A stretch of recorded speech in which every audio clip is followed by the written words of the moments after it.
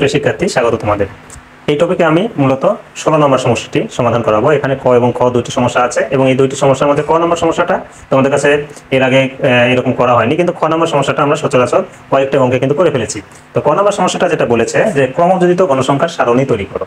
এখানে একটা কিছু গণসংখ্যার নিবেশন সারণী দেওয়া আছে, তার আলোকে এটা ক্রমযোজিত গণসংখ্যার সারণী তৈরি করতে বলেছে। তো দেখো, আমি শ্রেণীব্যাপ্তি এবং গণসংখ্যা ঠিক অঙ্কে যা ছিল সেটাই হুবহু লিখে রেখেছি। ক্রমযোজিত গণসংখ্যার সারণীটা কিভাবে করবো সেটাই এখন আমাদের দেখার বিষয়। তো দেখো, সেই ক্ষেত্রে দেখো এখানে 6 ছিল, এই 6টা এখানে লিখে দিব। 6-এর পরে এই 6-এর সাথে ঠিক 8 যোগ করলে কত হবে সেটা এখানে লিখবো। এইভাবে লিখতে লিখতে শেষ পর্যন্ত চলে আসে, যেটা পাবো সেটাই মূলত ক্রমযোজিত গণসংখ্যার সারণী। আর এইটুকুই হচ্ছে কয়ের উত্তর। তো সেক্ষেত্রে দেখো, 6-এর সাথে 8 যোগ করলে 14 হবে। এখন আমরা 14-এর সাথে 13 যোগ করলে 27 হবে। 27-এর সাথে 10 যোগ করলে যা হবে এখানে লিখতে হবে। তো 27 আর 10 যোগ করলে 37 হবে। 37-এর সাথে যদি 8 যোগ করি হবে 45। 45-এর সাথে 5 যোগ করলে হবে 50। তাহলে এই যে শেষ পর্যন্ত যে আমরা একটা লিখলাম, লিখে তার সাথে এই 6-এর সাথে এখানে যেটা ছিল গণসংখ্যা সেটা যোগ করে লিখলাম, আবার 14 যেটা পেলাম 14-এর সাথে 13 যোগ করে যেটা লিখলাম সেটা। মূলত আমরা ক্যালকুলেটরে একের পর এক সংখ্যা তুলে সমানের চাপ দিয়ে যে ব্যাপারগুলো পাই, একটার পর একটা যোগ করে, সেটাই এখানে লেখা হয়। তাহলে এটাই হচ্ছে ক্রমযোজিত গণসংখ্যার সারণী। আর এই ক্রমযোজিত গণসংখ্যার সারণীতে সর্বশেষ যে সংখ্যাটি পেলাম মূলত এটাই n সমান সেইটা, মানে এটা যোগ করো তাই হবে। আশা করি এটা বুঝতে পেরেছে যে এইভাবে ক্রমযোজিত গণসংখ্যার সারণী তৈরি করা যায়। এখন ক্ষয়ে এই সারণী থেকে যেহেতু গড় নির্ণয় করতে বলেছে, গড় নির্ণয় করার জন্য আমাদের 4টা কলাম লাগে, সেইটা আমরা খ নম্বরটা দেখবো। তো দেখো, খ নম্বরের ক্ষেত্রে এটা ক ছিল, এখন এইটা হচ্ছে খ নম্বর। তো খ নম্বরে যেহেতু বলেছে যে শ্রেণী হতে গড় নির্ণয় করতে, সেক্ষেত্রে দেখো আমরা শ্রেণী ব্যাপ্তি গণসংখ্যা লিখেছি। এখন গড় নির্ণয় করতে গেলে কি লাগে? শ্রেণী মধ্যমান লাগে। তো মধ্যমানটা এর আগে ঠিক যেভাবে বের করেছিলাম, এই দুটো যোগ করে 2 দিয়ে ভাগ করে যাবে তাই। তো সেই ক্ষেত্রে দেখো 41 আর 50 যোগ করলে 91 হবে। 91-কে 2 দিয়ে ভাগ করলে 45.5 হবে। তাহলে 45.5। অনুরূপভাবে এখানে হবে 55.5, এটা হবে 65.5, এটা হবে 75.5, এটা 85.5, এটা হবে 95.5। তাহলে আমরা শ্রেণী মধ্যমানটা কিন্তু এই দুটো যোগ করে 2 দিয়ে ভাগ করে বের করে ফেললাম।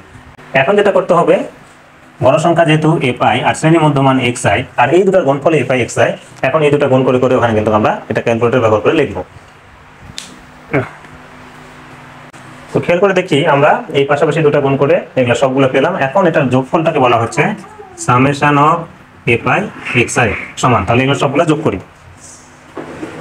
তাহলে এগুলো সব যোগ করে যেটা পেলাম 3485। 3485 এটা ক্যালকুলেটর ব্যবহার করে কিন্তু সবগুলো যোগ করা হলো। এখন আমরা নির্ণয় গড় নির্ণয় করতে যেটা জানি, অতএব নির্ণয় গড় সমান summation of fi xi by n। যেহেতু সামেশন অফ fi xi এর মান 3485 আর n এর মান হচ্ছে 50।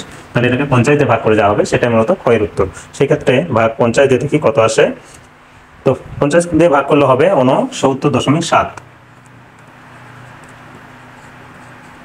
69.7। তাহলে এইটাই 69.7, এটা হচ্ছে ক্ষয়ের উত্তর। তাহলে এইভাবে আমরা 16 ক এবং খ নম্বর সমস্যাটি করে ফেলতে পারি।